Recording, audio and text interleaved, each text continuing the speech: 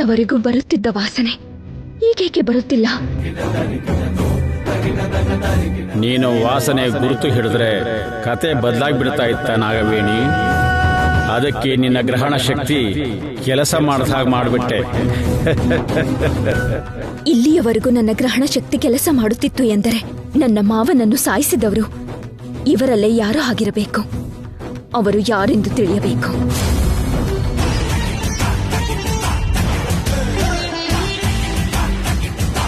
ಗ್ರಹಣ ಶಕ್ತಿ ಕೆಲಸ ಮಾಡುತ್ತಿಲ್ಲ ಎಂದರೆ ನನ್ನ ಗ್ರಹಣ ಶಕ್ತಿ ನಶಿಸಿದೆಯಾ? ಇಲ್ಲವಾದರೆ ಯಾವುದಾದರೂ ಶಕ್ತಿ ನನ್ನನ್ನು ತಡಿಸುತ್ತಿದೆಯೇ?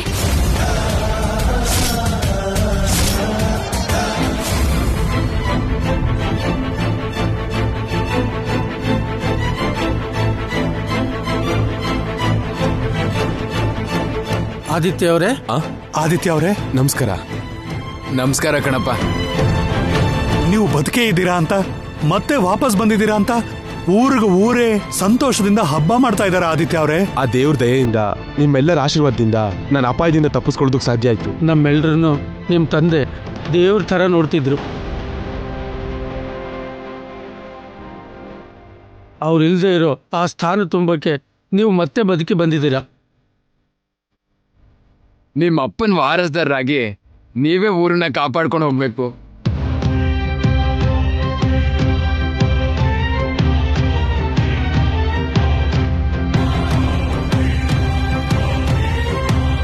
ಇಲ್ಲಿಂದ ಆಚೆ ನಮಗೆ, ನಮ್ಮ ಊರಿಗೆ ನೀವೇ ರಕ್ಷಣೆಯಾಗಿರ್ಬೇಕು.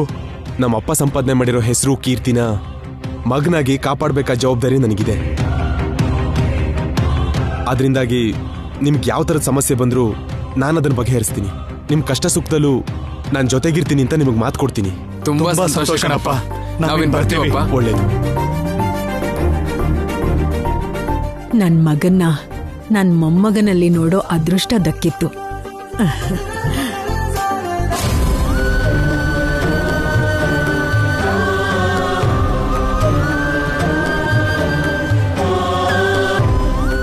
ಅಮ್ಮ ನಾಗಮ್ಮ, ಮನೆ ದೇವರಾಗಿ ನಮ್ಮ ಮನೇನ ಎಲ್ಲ ರೀತಿಲೂ ರಕ್ಷಣೆ ಮಾಡಿ ಕಾಪಾಡ್ತಾ ಇರೋದು ನೀನೇ ತಾಯಿ. ಆವತ್ತು ನೀ ನನ್ನ ಹಣೆ ಮೇಲೆ ಕುಂಕುಮ ಇಟ್ಟಾಗ ನಾನು ಮುತ್ತೈದೆ ಅಂತ ತುಂಬಾ ಸಂತೋಷಪಟ್ಟೆ. ಆದ್ರೆ ಅದಾದ್ಮೇಲೆ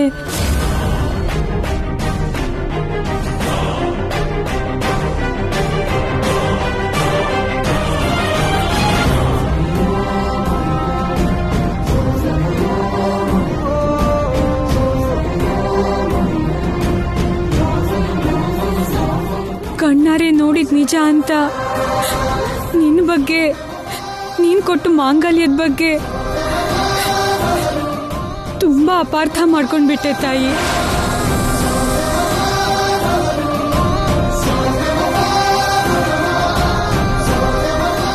ನಿನ್ನ ಆಶೀರ್ವಾದ ನಿಜ ಆಯ್ತು. ನೀನ್ ಅಪಾರ್ಥ ಮಾಡ್ಕೊಂಡಿದ್ದಕ್ಕೆ ನನ್ನನ್ನು ಕ್ಷಮಿಸು ತಾಯಿ.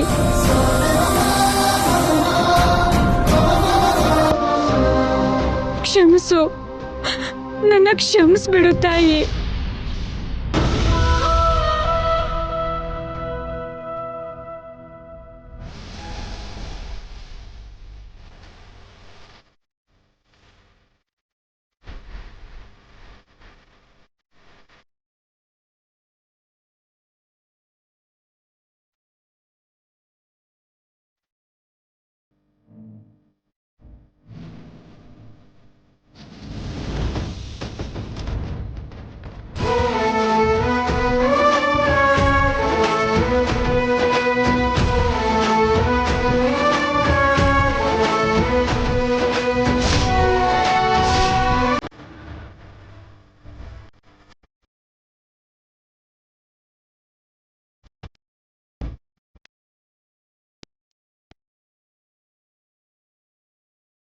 ನನಗೆ ನಮ್ಮಪ್ಪ ಇಲ್ಲ ಅನ್ಕೊಂಡಿದ್ದೆ.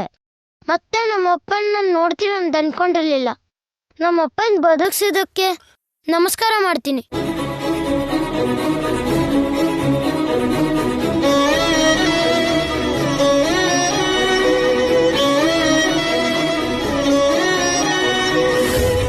ಅಪ್ಪ,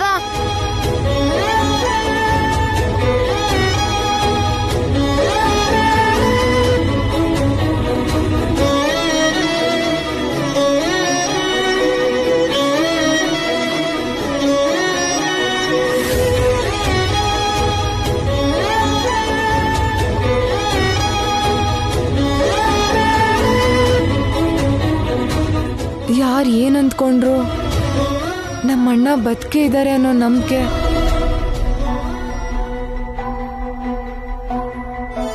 ಆ ನಂಬಿಕೆಗೆ ಬಲ ಕೊಟ್ಟು ಕೂರ್ಸಿದ್ದು ಅವತ್ತು ನಮ್ಮ ಅತ್ತಿಗೆಗೆ ಹಣೆ ಕುಂಕುಮ ಇಟ್ಟಿ ಹರಿಸಿದ್ದು ಇವತ್ತು ಅಜ್ಜಿ ಕಡೆಯಿಂದ ನಿಜ ಆಯ್ತು. ನಿನ್ನ ಅನುಗ್ರಹದಿಂದಾನೇ ನಮ್ಮಣ್ಣ ಮತ್ತೆ ವಾಪಸ್ ಬಂದಿದ್ದು. ನೀನ್ ಮಾಡಿದ ಸಹಾಯನ ನಾನು ಮರೆಯಲ್ಲ ಅಮ್ಮ.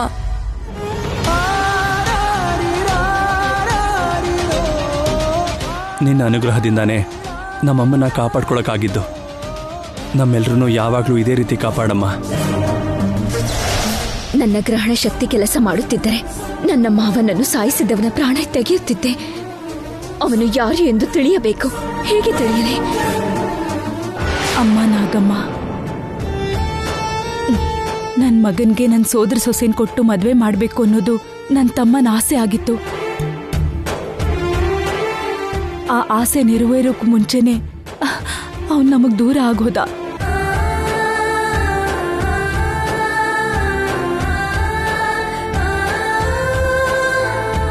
ನನ್ನ ತಮ್ಮನ ಕೊನೆ ಆಸೆನ ಈಡೇರ್ಸಕ್ಕೋಸ್ಕರ ನಮ್ಮ ಅರ್ಜುನ್ಗೆ ಭೈರವಿಗೆ ಮದ್ವೆ ಮಾಡೋಣ ಅನ್ಕೊಂಡಿದೀವಿ.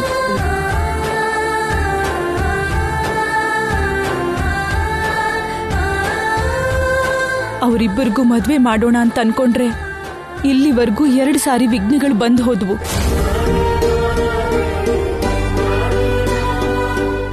ನಿನ್ನ ಆಶೀರ್ವಾದ ಇದ್ರೆ ಯಾವ ತರದ ವಿರೋಧ ಅಡ್ಡಿ ಆತಂಕ ಇಲ್ದೆ ಅವ್ರ ಮದ್ವೆ ನಡೆಯುತ್ತೆ. ಅದಕ್ಕೆ ಇವರಿಬ್ಬರ ಜೊತೆಗೆ ಇವರಿಬ್ಬರ ಜಾತಕನೂ ತಗೊಂಡು ಬಂದಿದ್ದೀನಿ. ಆಶೀರ್ವಾದ ಮಾಡಮ್ಮ. ಭೈರವಿ, ಆ ಜಾತಕನ ಹುತ್ತದ ಮೇಲಿಡಮ್ಮ.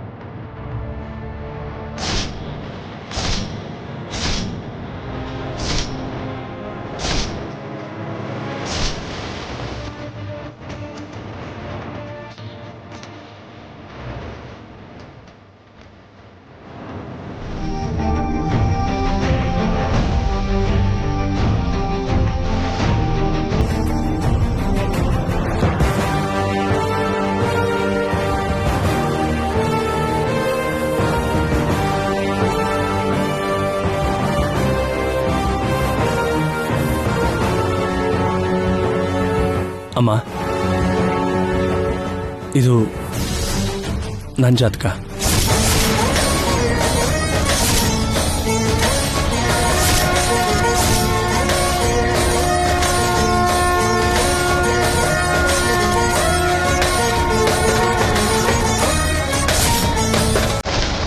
ಅಮ್ಮ, ನಿನ್ನ ಅನುಗ್ರಹದಿಂದ ಅವರಿಬ್ರು ಮದ್ವೆ ಮಾಡೋಣ ಅಂದ್ರೆ ಹೀಗಾಯ್ತಲ್ಲಮ್ಮ.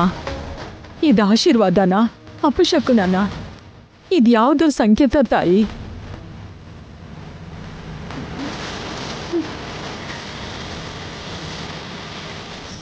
ನೀನು ನಮ್ಮನೆ ದೇವ್ರು ತಾಯಿ.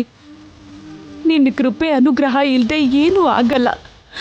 ನಡೆದಿರೋದು ಅಪಶಕುನ ಆಗದೆ ಇವರಿಬ್ಬರು ಮದುವೆ ಆಗೋ ಥರ ಹರಸಮ್ಮ.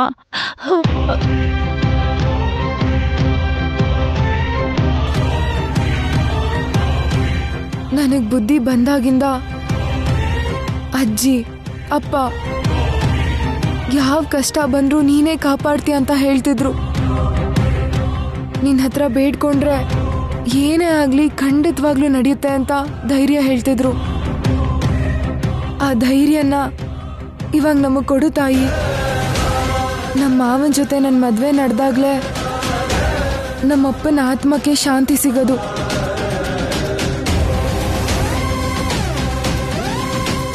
ನೀನ್ ಅನುಗ್ರಹ ಮಾಡಿದ್ರೇನೆ ನಾನು ನಮ್ಮ ಮನೆಯವ್ರು ಎಲ್ಲರೂ ಸಂತೋಷವಾಗಿರೋಕ್ಕಾಗೋದು.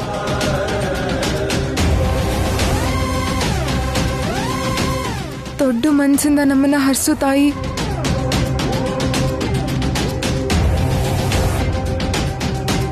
ನನ್ನ ಪ್ರಾಣವನ್ನು ಕಾಪಾಡಿದ ಭೈರವಿಗೆ ತೊಂದರೆ ಕೊಡುವುದು ನನಗೆ ಧರ್ಮವಲ್ಲ.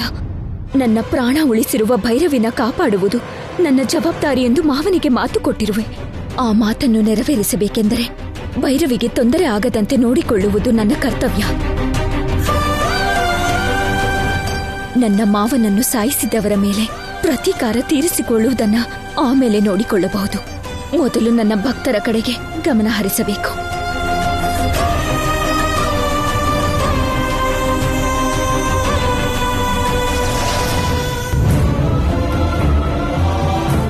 ಭೈರವಿ,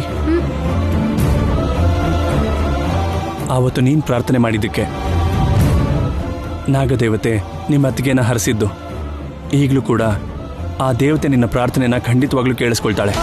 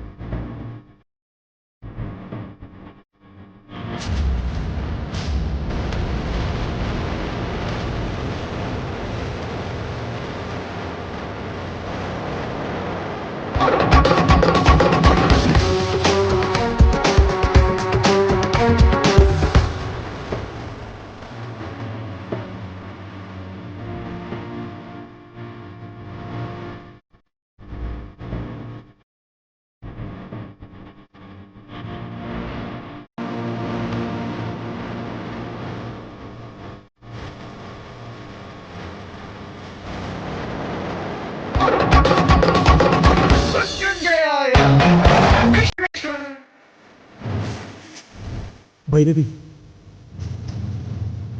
ನಾಗದೇವತೆಗೆ ನಿನ್ ಪ್ರಾರ್ಥನೆ ಕೇಳಿಸಿ ನಿನ್ನ ಕರುಣೆ ತೋರಿಸಿದಳಮ್ಮ. ಈ ತಾಯಿ ಹರಿಸಿರೋದಕ್ಕೆ ನಿಮ್ ಮದುವೆ ಯಾವುದೇ ತರದ ವಿಘ್ನಗಳು ಬರದೆ ಅದ್ದೂರಿಯಾಗಿ ನಡೆಯುತ್ತಮ್ಮ. ನಿನ್ನ ನಂಬಿದಕ್ಕೂ ನೀನ್ ಇದ್ಯಾ ಅಂತ ತೋರಿಸ್ಕೊಟ್ಟಿದ್ಯಾ ತಾಯಿ. ನೀನು ದಯೆ ತೋರೋ ದೇವತೆ ಅಂತ ಅರ್ಥ ಆಯ್ತಮ್ಮ. ಅಮ್ಮ ಭೈರವಿ, ಇಲ್ಬಾ.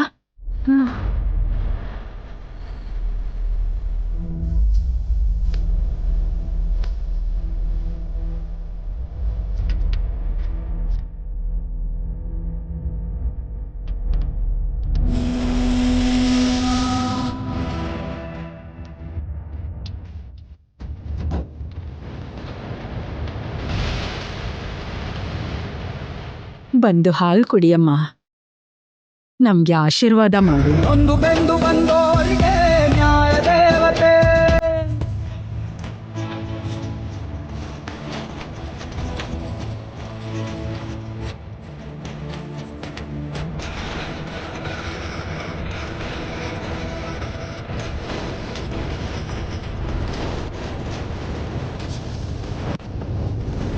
ನೀನು ಯಾರ ಮೇಲೆ ದ್ವೇಷ ಇಟ್ಟು ಪ್ರಾಣ ತೆಗಿಬೇಕು ಅಂದ್ಕೊಂಡಿದ್ಯೋ ಅವ್ರ ಜಾತಕದ ಮೇಲೇನೆ ಕುಂಕುಮ ಇಟ್ಟು ಅಕ್ಷತೆ ಹಾಕಿ ಆಶೀರ್ವಾದ ಮಾಡದೆ.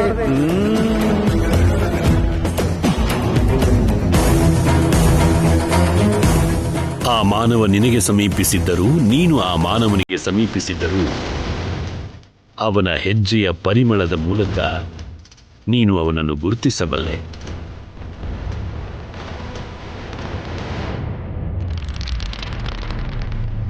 ಧರ್ಮಕ್ಕೆ ಕಟ್ಟು ಬಿದ್ದಿರೋ ನೀನು ಆಶೀರ್ವಾದ ಮಾಡಿ ಕಟ್ಟಿಗೆ ಸಿಕ್ಕಿದೀಯಾ? ನೀನು ನಿನ್ನ ಧರ್ಮಕ್ಕೆ ನ್ಯಾಯ ಸಲ್ಲಿಸ್ತೀಯೋ, ನೀನು ಮಾಡಿದ ಕಾರ್ಯಕ್ಕೆ ನ್ಯಾಯ ಸಲ್ಲಿಸ್ತೀಯೋ ಈಗ ನೋಡಬೇಕು. ಸಿಕ್ಕಾಕೊಂಡ್ಬಿಟ್ಟೆ ನೀನು. ಕಥೆ ರಸಭರಿತವಾಗಿದೆಯೋ ಶಿವಯ್ಯ? ಓಂ ನಮಃ ಶಿವಾಯ.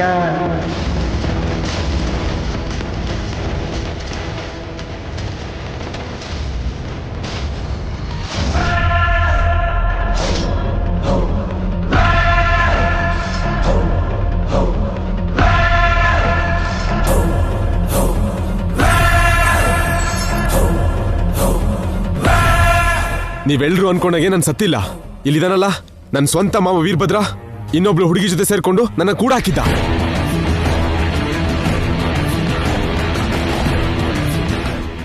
ಏಯ್! ನನ್ ಮಾತ್ ಕೇಳು. ಬಿಡಿಸಿ ನನ್ನ.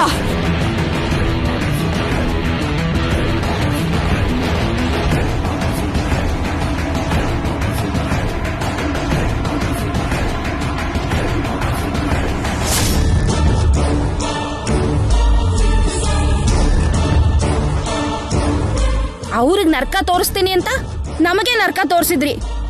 ಅದು ಸಾಲದು ಅಂತ ಈಗ ಹಗಲೊತ್ತಲ್ಲೇ ಆಕಾಶದಲ್ಲಿ ನಕ್ಷತ್ರ ಎಣಿಸ್ತಾ ಇದ್ದೀರಾ?